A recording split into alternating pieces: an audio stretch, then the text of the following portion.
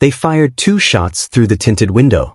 My wife went down with a grunt, screaming, blood, chaos. One fake cop yelled with a panicked voice, "She's armed." As if a clipboard and a military ID qualified.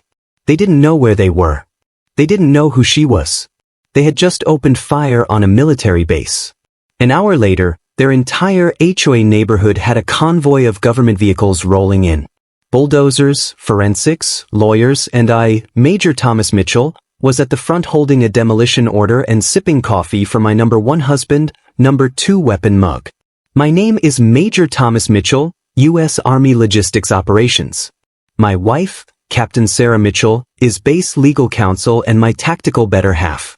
We live just outside Pine Ridge Reserve, a gated HOA community that promised rustic privacy and civility. It delivered exactly 0 of those things.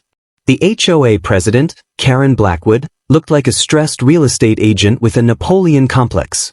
She wore power suits to Saturday morning board meetings and carried a clipboard like it was a weapon of mass destruction. She once threatened to find a Vietnam vet for having non-regulation garden gnomes. Her HOA newsletter was called The Orderly Eagle and included regular columns like Bush Height Watch and Suspicious Activities We Haven't Proven Yet. Karen hated us from the start. She said with a condescending tone that military types were a bit aggressive for community spirit. We just wanted to live near base. She wanted to cosplay dictator. The first time we met her, she was measuring our grass with an actual ruler.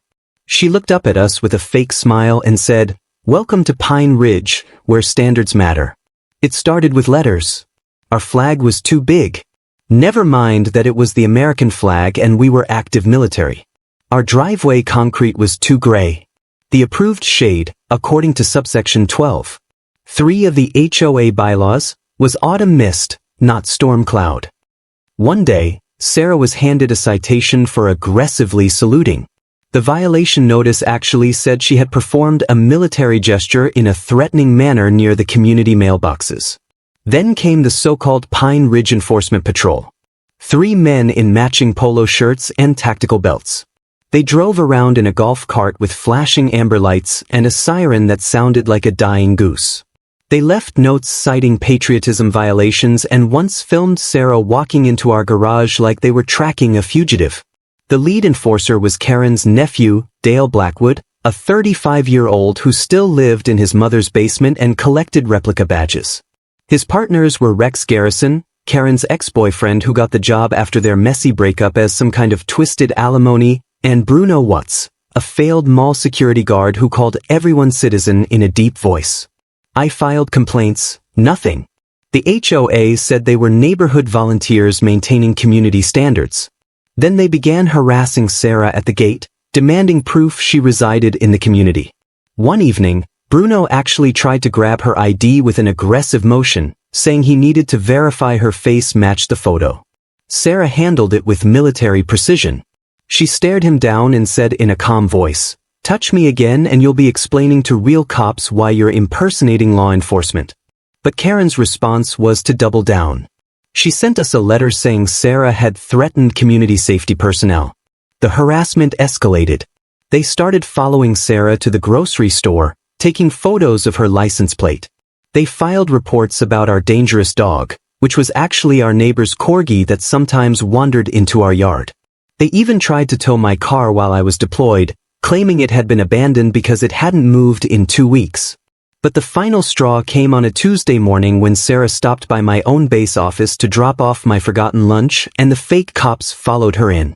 They passed through the civilian gate using forged paperwork that claimed they were federal contractors.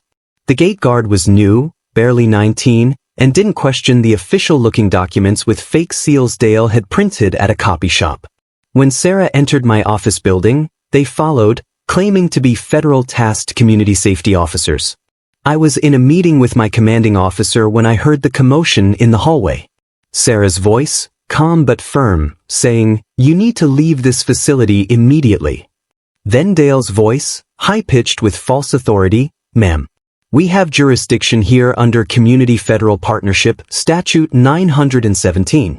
There is no such statute." He made it up on the spot. Then, insanely, they tried to detain her. Bruno grabbed her arm. Rex pulled out zip ties and Sarah, trained in military law and self-defense, identified herself clearly. "I am Captain Sarah Mitchell, Judge Advocate General's hostile." They drew cheap, unregistered sidearms. Saturday night specials they bought at gun shows. Fired 2 shots. One hit her in the shoulder. The other lodged in the wall 6 in from a portrait of the president. Wrong move. Catastrophic move. The building went into immediate lockdown. Alarms blared. Within 30 seconds, military police surrounded them. Within 2 minutes, Dale was on the ground crying that this was all a misunderstanding. Within 5 minutes, Base Command was notified. Then federal law enforcement, then the Department of Defense legal apparatus. The HOA had just attacked a military officer on a military base. I rushed out of my meeting to find Sarah on the ground, blood seeping through her uniform, but still giving a perfect witness statement to the EMPAS. "That's my wife shot and still building the case." I watched it unfold like a live-action self-destruct. The shooters were detained in separate vehicles. Dale sobbed and claimed Karen made him do it. Rex tried to argue they had citizens' arrest powers.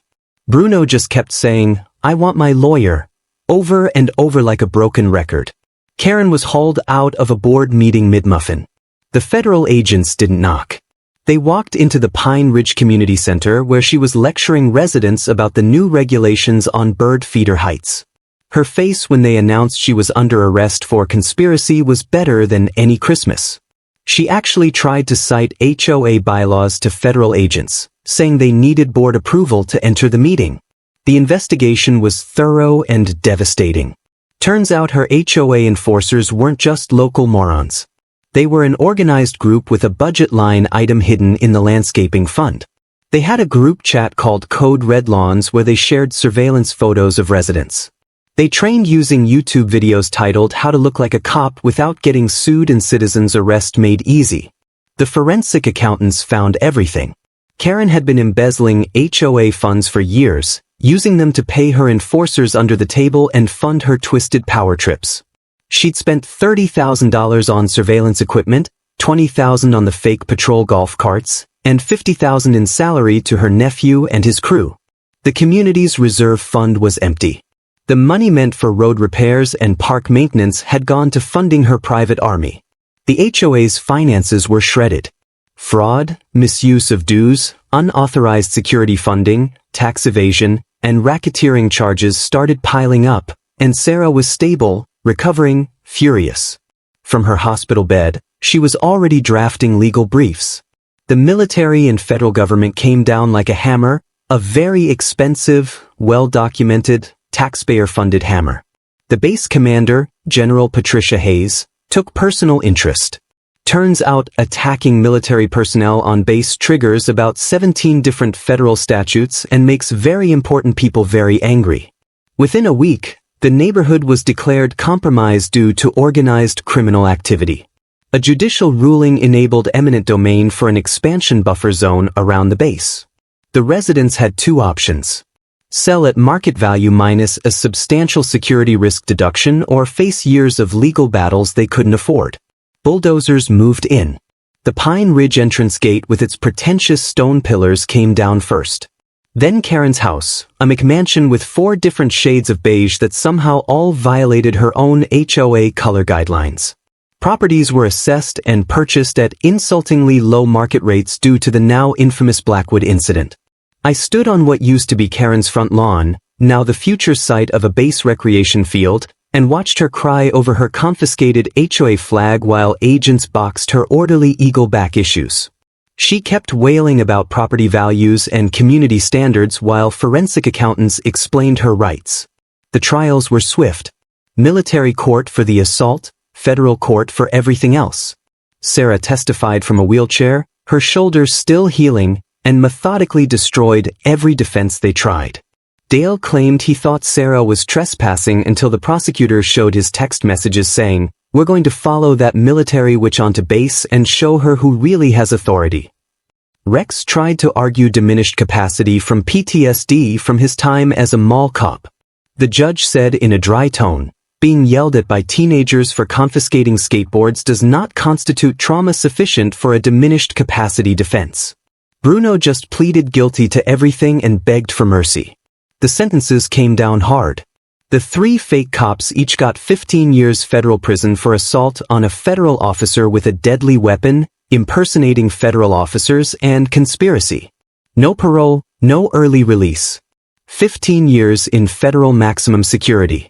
Karen Blackwood got 5 years for conspiracy to commit fraud, embezzlement, and misuse of HOA funds totaling $300,000, plus a $2 million fine that would bankrupt